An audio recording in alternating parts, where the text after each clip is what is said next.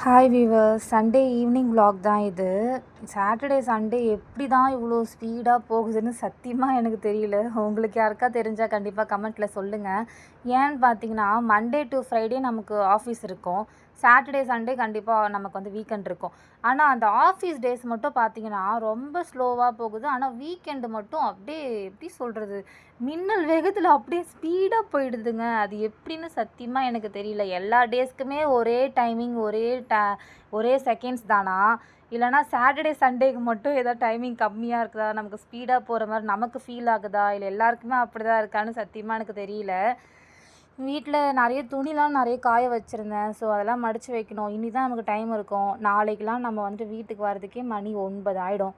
அதுக்கப்புறம் வந்து சமைச்சி சாப்பிட்டு தூங்கவே நமக்கு கரெக்டாக இருக்கும். சரின்னு சொல்லிட்டு நம்ம இன்றைக்கே நம்ம துணி ஃபுல்லாக மடித்து வச்சிடலாம் அப்படின்ட்டு நான் இன்றைக்கே மடித்து வச்சுட்டேன் ஃப்ரெண்ட்ஸ் நான்.